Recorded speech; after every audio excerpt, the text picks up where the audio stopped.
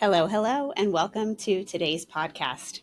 Today, we are going to be talking about a recent experience we had on RAGBRAI. Yeah, we usually talk about health-related things that people obviously think is health-related, whether it's your metabolic markers and things along that line. So, but today I think we want to kind of bring it kind of the forefront to something that's frequently overlooked, and that's the social interaction and connection, which is associated with health and wellness also. Yes, and movement as medicine. We have also been talking about that a lot lately. Right. And RAGBRAI registers annual Great Bicycle Ride across Iowa.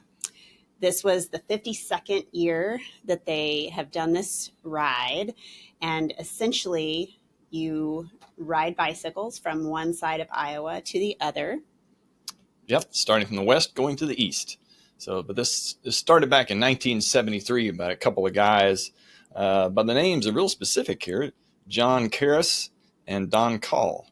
So those two guys work for the Des Moines Register, and thus the name registers, Annual Great Bicycle Ride. Is the name for that. So that's certainly something that back in 73 was, it's like, what do you want to do? Well, let's go for a bike ride for the week. So it's grown into the absolute largest annual bike tour event in the world, which is kind of incredible to think about that. So, but it's unbelievable how many people there are in this thing. And there were roughly about 20,000 bikers. Riders, yes. I'm sorry, yes, bikers, riders, yes. It's a bicycle, not a motorcycle. It's a bicycle. So it's a human pedaled, sometimes electric assisted, but it's a human event. So this 20,000 bicycle riders travel from western Iowa to eastern Iowa. Now, with little stops every night. You sleep in a tent. There's, some people have campers or what have you, but there really isn't hotels involved here. Yeah, because the overnight towns are relatively small. I mean, they're larger, I guess, in Iowa, but some of these towns didn't have more than just a few hundred people in the whole town. And then you have this many bikers and this many support staff and followers that show up in each town every night, and it's just moved from one town to the next. And this is our first time doing this. We kind of got asked to do this by somebody that had done it in years past, and so it's like, we're looking for a little something fun and challenging, and we like bike riding, and so we did it. And we did do it with assistance. We used a tour group called Pork Belly Ventures, and they helped to get our things from one spot to the next, which was nice because some people carry their tent and all of their belongings with them on the ride. Yes, there are purists. Those are the people that carry their stuff on their back. And yes, it's certainly amazing to do that. So this ride is 7 days and 406 miles was this year's ride. The route changes every year. So this happened to be, I think, the second shortest in distance as far as miles go. And it was supposed to be the least hilly ride. Right. Something like the sixth hilliest and least or something like that. I can't remember which some of the details. Which it was pretty flat for the most part. There were some ups and downs. But that last day, nobody knew they had that many hills in eastern Iowa. I tell you, I did not. When you get close to that river, you think you'd be getting a little flatter, and that wasn't the case. So essentially, you get to Iowa, and you're surrounded by like-minded people who are all excited to do this ride. There were riders from all 50 states, actually, all 50 states and 20 countries throughout the world that came over for this thing.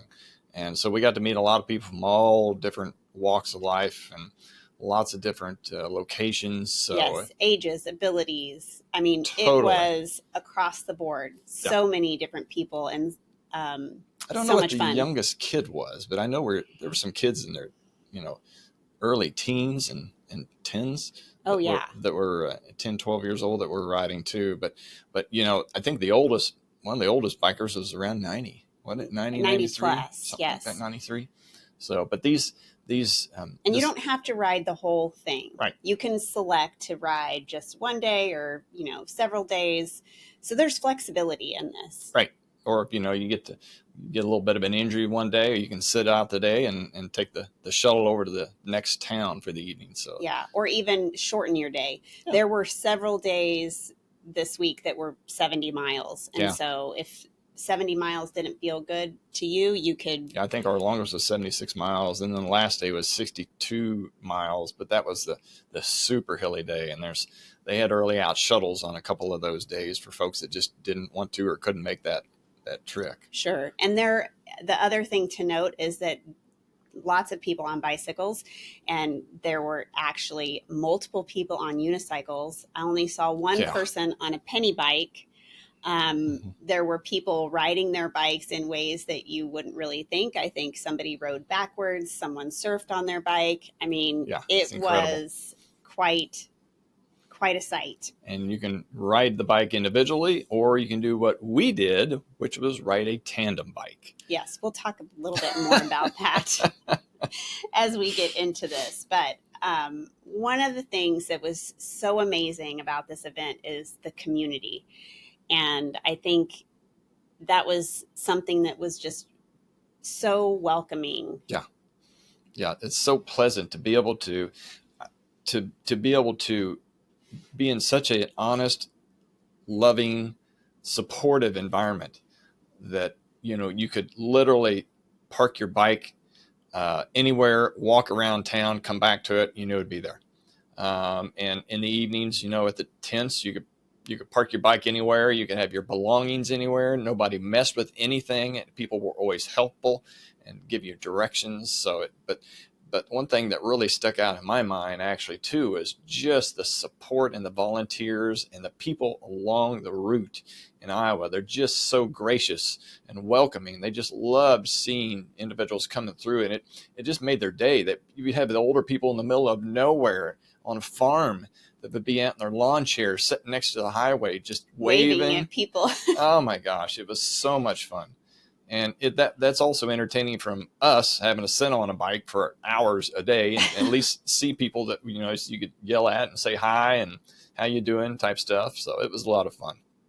Yes. And the food, people also, so you have your day, where you're starting, where you're ending. And then along the route, there are other little towns that are hosting with food vendors and about every massage. About every 6 to 18 miles. Yeah. I think there were little towns to stop in. And then aside from that, there's people who just happen to live on the route. And so they would open up little stores, so to speak, or support stations at the end of their driveway and offer pickle juice or, Gatorade or water or whatever. Keep in mind, this is in July. So it is hot and is in corn country, which is humid. And so it is hot and humid, and it's you try to ride from shade to shade, if you will, some days. But it's just so welcoming to try to see all the individuals and try to grab all the sights. It was so much fun. Yes. One of the people that we met, it's the stories that you hear along the way are just incredible. And we met a man named Richard in one of the towns, and this is not his first time. I think he's done RAGBRAI like 13 times. Yeah, quite something. A few. Yeah. And he was talking about when he started riding RAGBRAI, was at a time when he had kind of had a wake-up call about his health. And it was just such a pertinent story.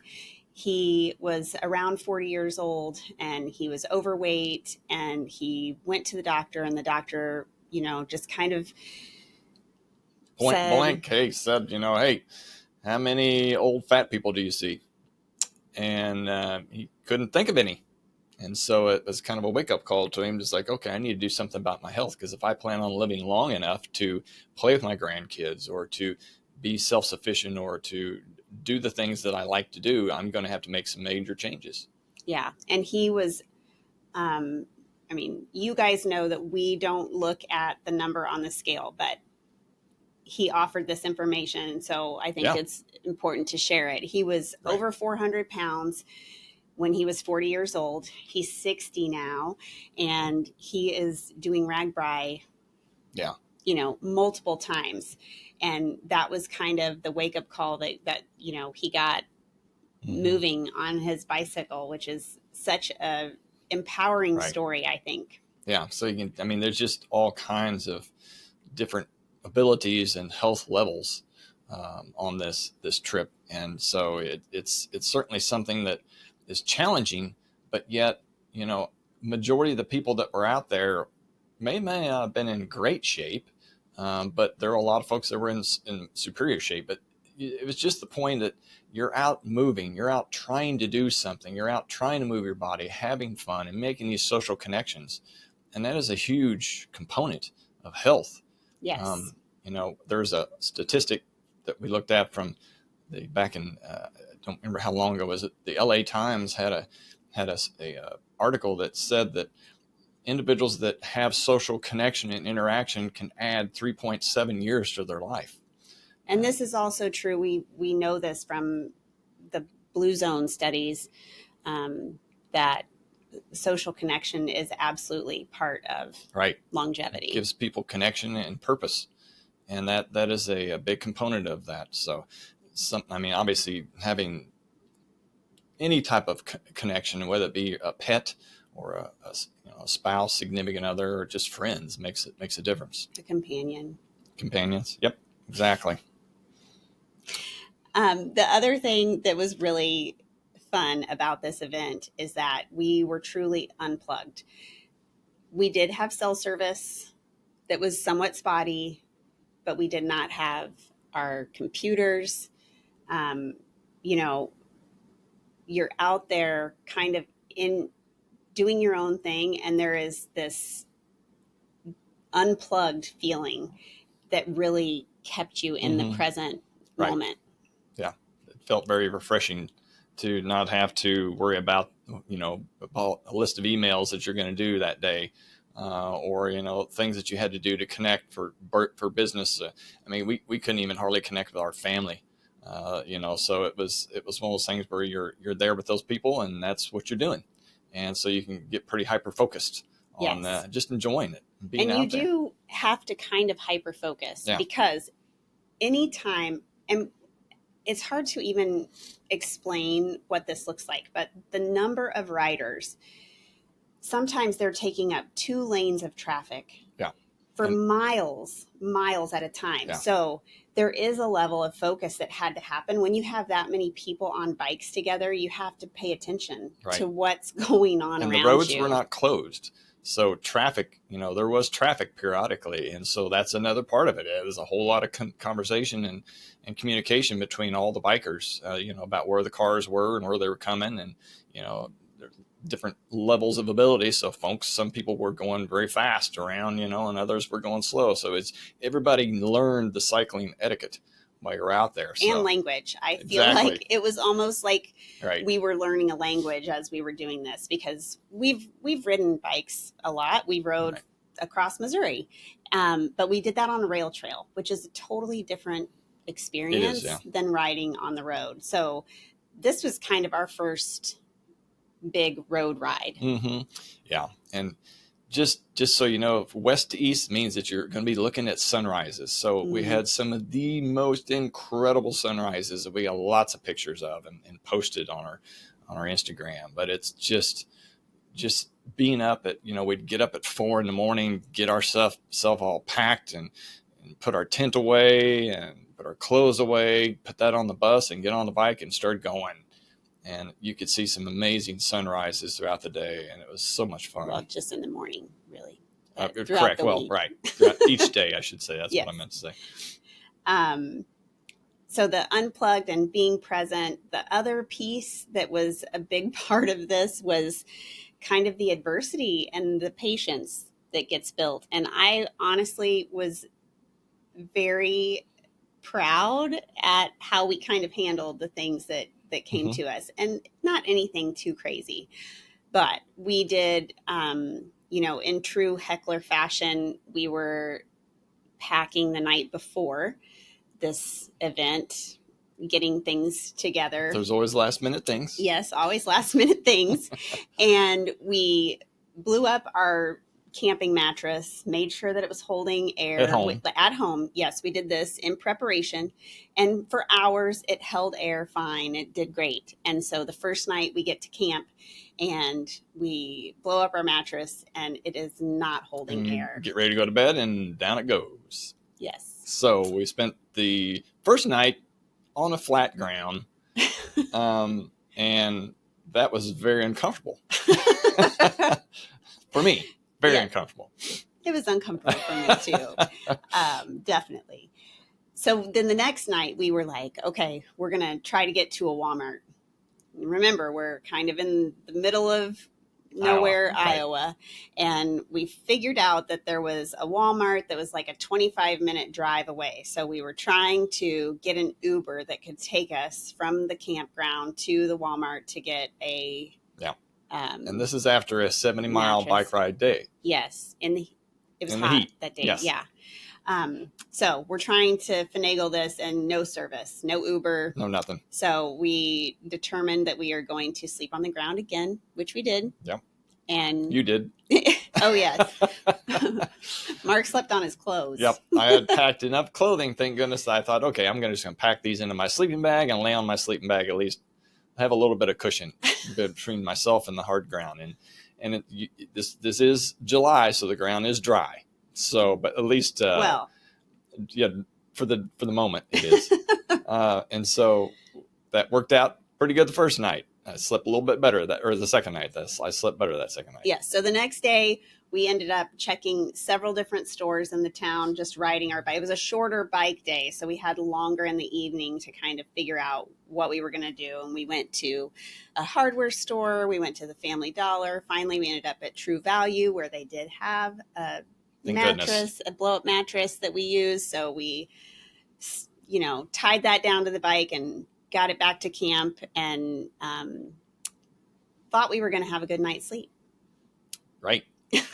We did not check the radar very well that evening, and there was a significant thunderstorm come through the area. Now you have to remember there are thousands of people in tents. So This is a tent city. I mean, literally what you can consider a tent city. With this thunderstorm coming in, and you have to make sure that your tent is not in a low area, because the water will be running across the field into your tent or dripping in, which it did on us. Yes. So, but I do have to say that this was actually, although the thunderstorm was a little scary, it was also just very much connecting us to Mother Nature, to the earth. There was lightning striking so close. Like, I have never felt lightning reverberate through my body, or thunder, whatever. Like, it was just this incredible feeling. And, this storm stuck around for like 5 hours. Yeah. We got hammered. It was a multi-inch rainstorm, and it did last for hours. Yes. And so it wasn't right away, because honestly, it had rained earlier in the week and our tent did fine. Right.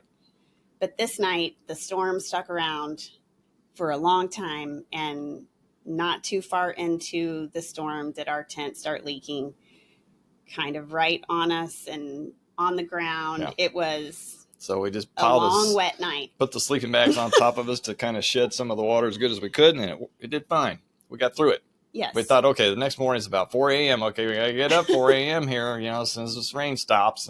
And thank goodness the rain did stop.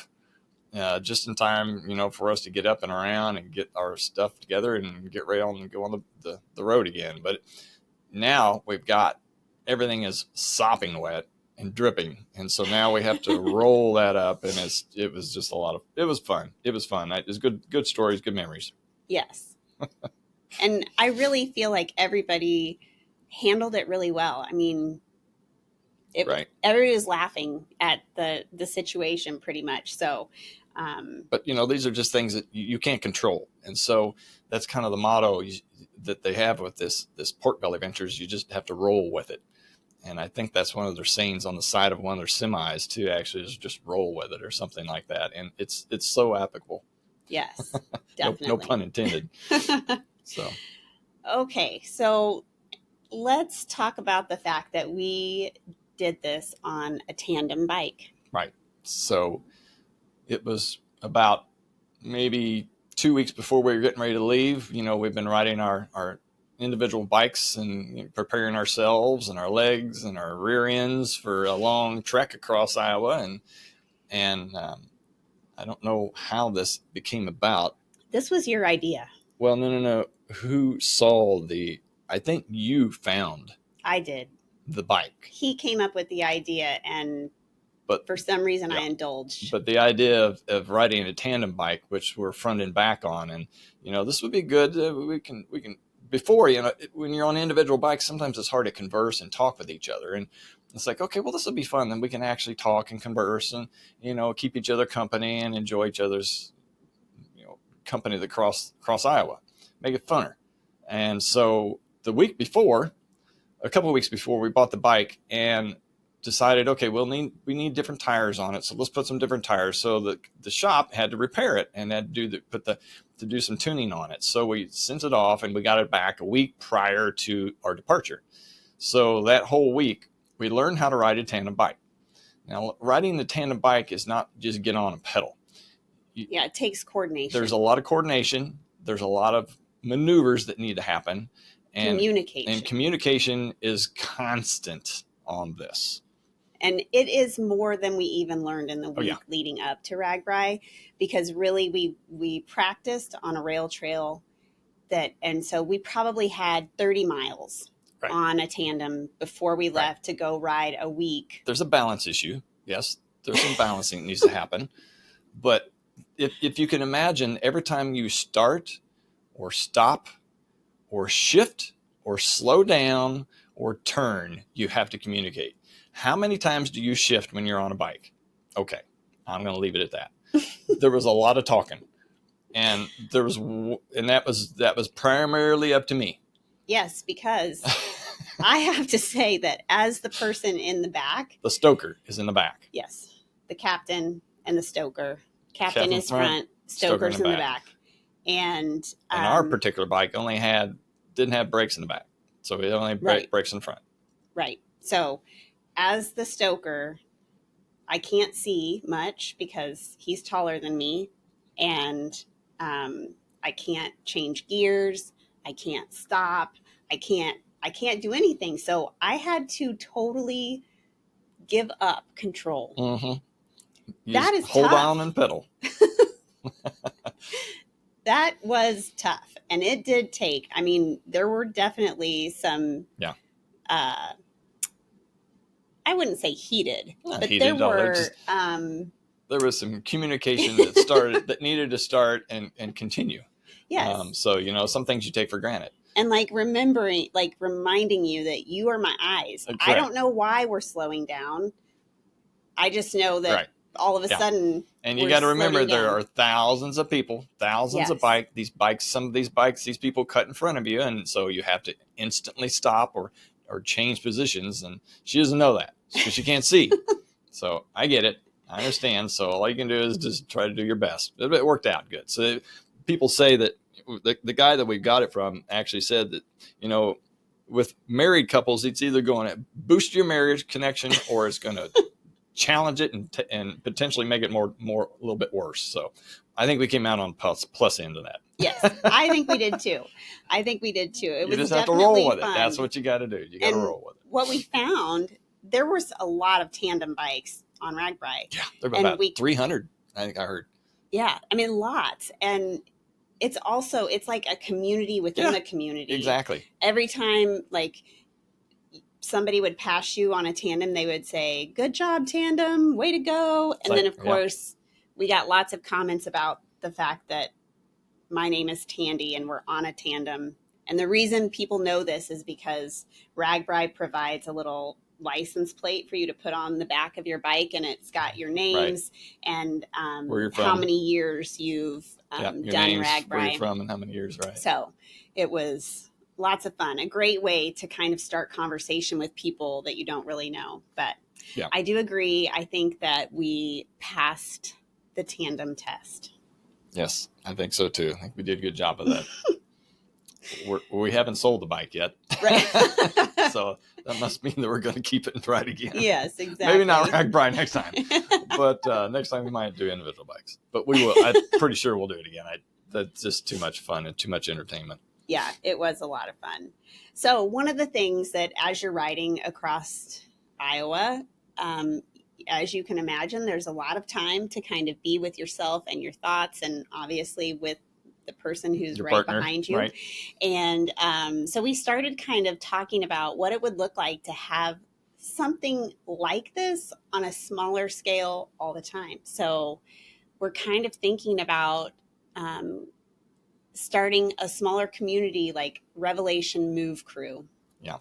Where people can just get together and move together and support each other and do those things. So watch out for that to come on social and through newsletters. Like we're trying to figure out how to not just biking, sure, could be running or hiking, walking, exactly. Yeah, just move. Just because movement. Really that is the key, is to get moving.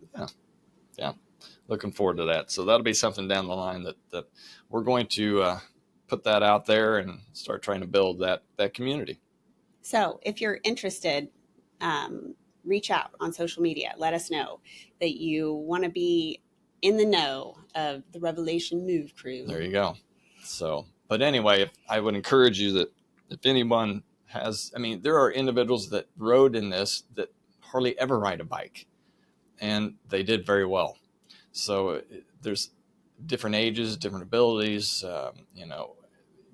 it's just something that builds this social connection, and you can be an individual and you will leave there with friends.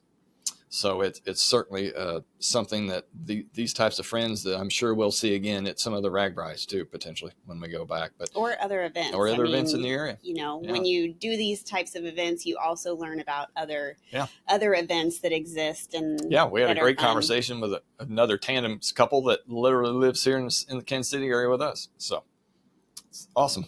Yeah.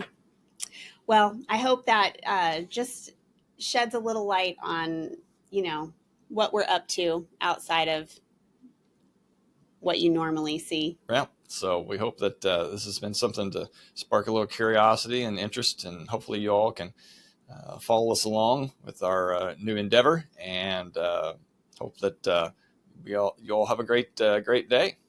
Have a healthy week.